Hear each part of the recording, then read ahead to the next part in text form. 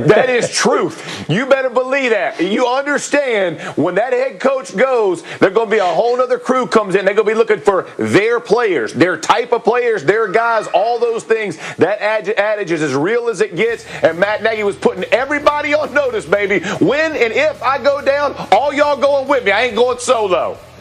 You know, so, Greg, I will admit that as I listened to it, I thought to myself, maybe the time for that speech that you sort of pulled out of the coach's speech handbook was before you got humiliated on national television against your arch rival. At some point before you've lost 5 consecutive games. It rang a little cold with me. What'd you think of it? True.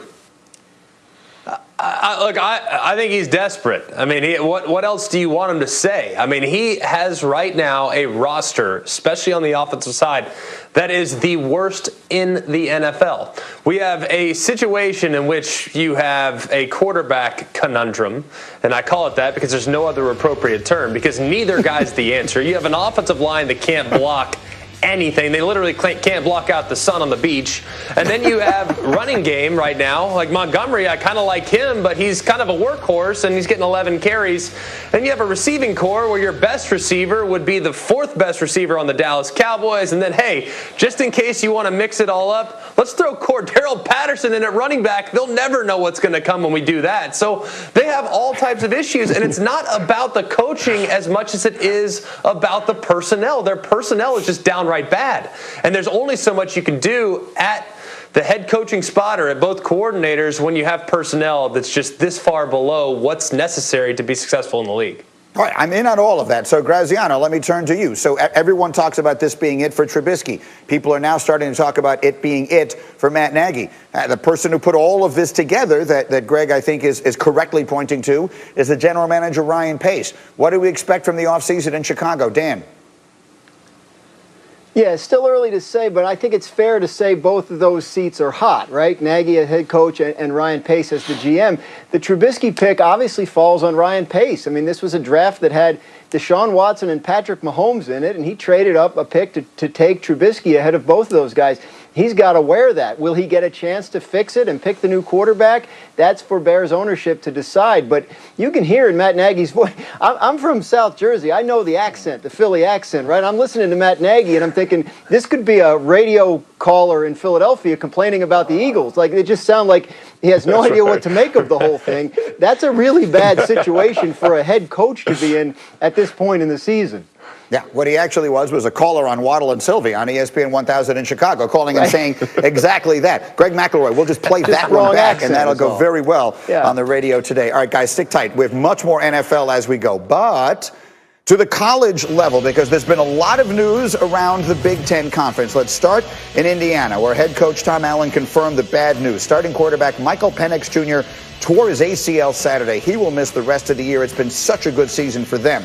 Elsewhere, Northwestern Minnesota, set for this Saturday, will not be played. It's been canceled because of COVID issues within the Minnesota program. And then, after having their game with Illinois scheduled for this past weekend canceled because of COVID, Ohio State is now at risk of missing their next game against Michigan State as well. And of all of these, that is probably the most significant. And let's bring in our crew. And we have questions in college football. We get the answers from Heather Dinich and Paul Feinbaum and Greg with us as well here. Heather, let's start with Ohio State and the likelihood of them playing a game this weekend. What is the latest?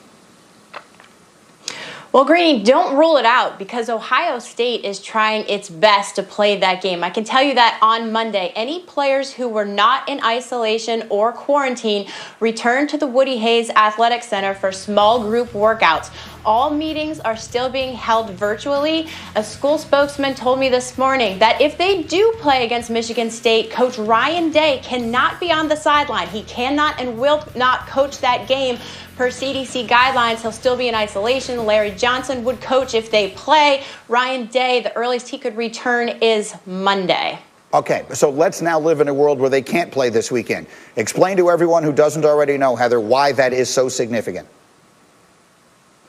The current benchmark to compete in the Big Ten championship game is 6 games. If they don't play Michigan State and they play Michigan, they beat Michigan, they're 5-0. But remember, on Champions Weekend, every team in the Big Ten is still playing. That would give Ohio State an opportunity to potentially be lined up against another Big Ten respectable opponent, punctuate its resume with a decent win, and finish 6-0 without a conference championship game. At that point, they would still be considered by the selection committee because there's no benchmark, no minimum threshold to compete in a semifinal. However, they would be missing the conference championship title, which is a tiebreaker used by the committee to compare similar teams. And so they might play against, I'm just throwing out the teams that could be there. Wisconsin might be there. Iowa might be there at that point, would be the likeliest scenario. So, Paul, I'll put it to you, because no one's opinion on this stuff, I think, carries more weight. A 6-0 Ohio State team without a Big Ten championship, would that team belong in the college football playoff, in your opinion? I think you'd have to consider, but Greeny, I think we're all missing the point, especially the Big Ten. Why don't they go back and change the rules again? I mean, this is not like some Supreme Court ruling that is held up for 200 years. They are making it up as they go along. They canceled the season on August 11th. They came back. Then they put in all these protocols. Go back in there and change it again. Who cares? I mean, the whole college football season has been turned upside down anyway. Why make it difficult when, in the end, or in the beginning, the Big Ten came back for Ohio State, so don't leave your best team and your best hope on the side of the road naked and getting run over by cars. I mean, prop them up and find them a way back into the Big Ten championship game. What an image that is. I don't know why you threw in naked, but I liked it. Anyway, so, Greg, let me come to you. They could just be on the side of the road getting run over and fully dressed, but that's neither here nor there. Greg, same question to you. If in a world where Ohio State is 6-0 without a conference championship, do they belong in the playoff? 6-0 I could rally behind, but anything less I'd have a difficult time, Greeny, and that's because at that point, it's an incomplete grade. Now, we can use the eye test as best as humanly possible under the circumstances. Everyone's getting measured by a different grading protocol right now, which is challenging. So the eye test is going to be more important here in 2020 than ever before when it comes to the College Football Playoff Committee. But we have seen teams that have passed the eye test through the first half of the season. I can think of two examples off the top of my head. One in 2011 with Illinois, one in 2016 with the Baylor Bears. Both teams, Greeny, started the season 6-0, only to finish the season 6-6. So I'm not suggesting that Ohio State would all of a sudden fall off the face of the earth in the second half of the season, but it's very incomplete. We should reward teams that have played games, especially a team like Cincinnati who's played double-digit games against decent competition, especially, too, when considering Ohio State's one significant win, if they go the rest of the way, might be against the Indiana Hoosiers, who are now without their quarterback and could very possibly come limping into the finish. So I just don't know if Ohio State's going to have enough on their resume to justify it. Sorry, Greg. Heather, no one is closer to the committee than you are, but these are, of course, completely unprecedented circumstances, so there is no history to fall back on. What sense do you get of how they would view a 6-0 non-conference champion? I can't answer that without knowing what happens in the ACC and the SEC.